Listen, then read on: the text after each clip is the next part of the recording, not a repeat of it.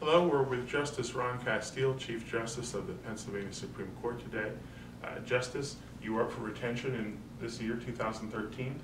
Before we talk about that, why don't you tell folks a little bit about your background and your history? Okay, I'd be glad to.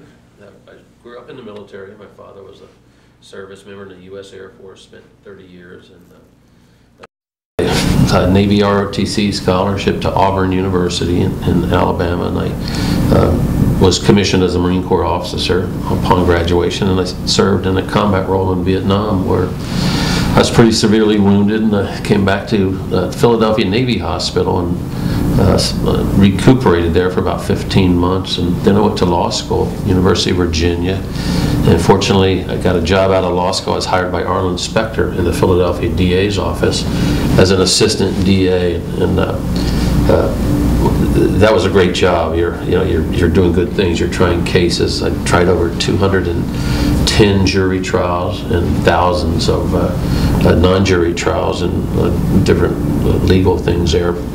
I was elected to District Attorney of Philadelphia as a Republican when the Democrat voters outnumbered the Republicans by 850,000, and as a Republican I won in a veritable landslide, 54-46, and I think that's because the people appreciated my background as a prosecutor for 14 years, my service to my country in Vietnam, and kind of the medals that I got, the Bronze Star with a Combat V and 2 Purple Hearts and a Vietnamese Cross of Gallantry. So I've had a long period of public service. I've been on this court now for over 19 years as a justice and over 5 years as Chief Justice of Pennsylvania. So my entire career, except for a 2-year hiatus, has been in public service, and I really enjoy it. I think it's the highest calling as far as I'm concerned.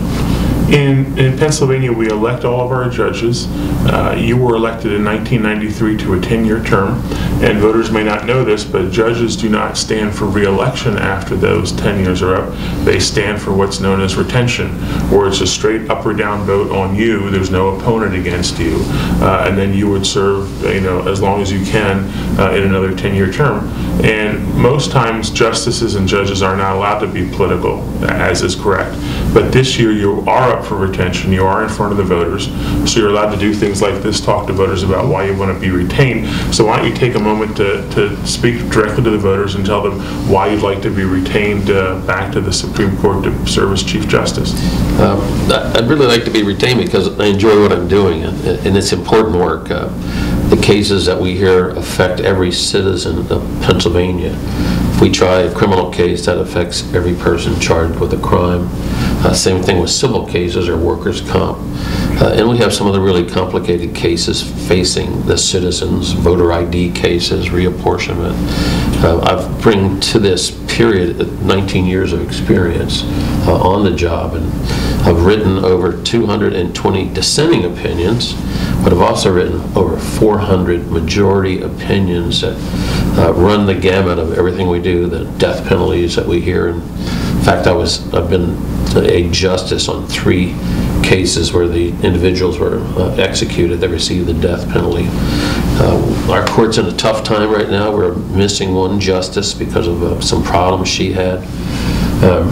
We're at 3-3, but mostly what we need is, I believe, experience on the court. If you bring in someone from the outside to sit on our court for the basically 2.5 years that they could, they really can't contribute that much because of the nature of what the Supreme Court is. So I started off in difficult times when a justice was suspended, and I'm ending in difficult times or nearing the end when a justice is suspended. So I think my ability to administer the whole court system, I'm basically the head of the 3rd branch of government. I think that experience is important in these really tough times, and I'm willing to serve the citizens again. You have a history of overcoming challenges, physical, mental, everything you've done in your past.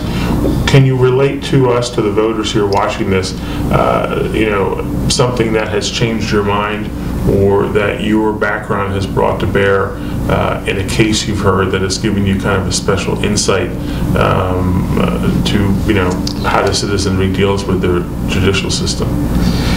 Well, there's probably no one particular case, but the cases I find most interesting are administrative law, which involves the interaction between the government and a citizen or corporation and how they deal with each other and some often contentious issues. And a lot of those contentious issues end up in front of us that come through the Commonwealth Court. So that's what those are particular cases I find most interesting.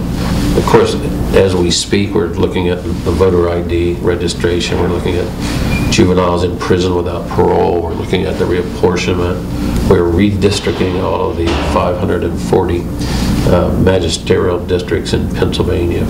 And I'm basically in charge of 1,000 elected judges and 238 appellate judges, including senior judges. So we're only 0.5% of the state budget, but we're a core function of state government. We're the ones that deliver justice if you can't believe you're going to get justice from the other two branches of government.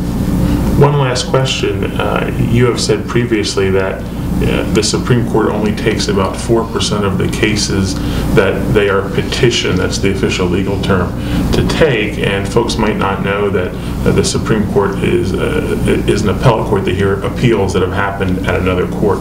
So could you explain for folks how that process works, how a case ends up in front of you and your fellow justices? Well, the cases generally start in the lower courts. They start in either the magisterial districts or the common pleas trial judges. From there, you appeal to the Superior Court, or you can appeal to the Commonwealth Court, which hears the cases I've talked about, that interactions between government and citizens or other corporations. Then you appeal to us, but it's by allowance. So we're like the U.S. Supreme Court. You don't have a right to have your case heard in front of us. So we review all the cases, all 3,000 of them every year, and we select the ones that we believe are the most important, with the most far-reaching decisions that are part of it, and we hear those and we make our decision accordingly. So we only take 4%. But each one of those cases affects a significant part of our society. Some cases come to us automatically, that's death penalty cases. And as I said, I have been a justice while 3 individuals have been executed in Pennsylvania, and we still have the death penalty. So some other ones come up as of right, the right to hold office. If you're a lawyer who's being disbarred or you're a candidate for election, those can come up to us as of right. But generally, we are like the U.S. Supreme Court. We choose the cases that are most important, and the rest of them, the lower court decision stands. Thank you very much. On behalf of the Pennsylvania Business Council and the Pennsylvania Prosperity Project, we're with Chief Justice Ron Castille. Thank you, sir. You're welcome. Chris, thank you.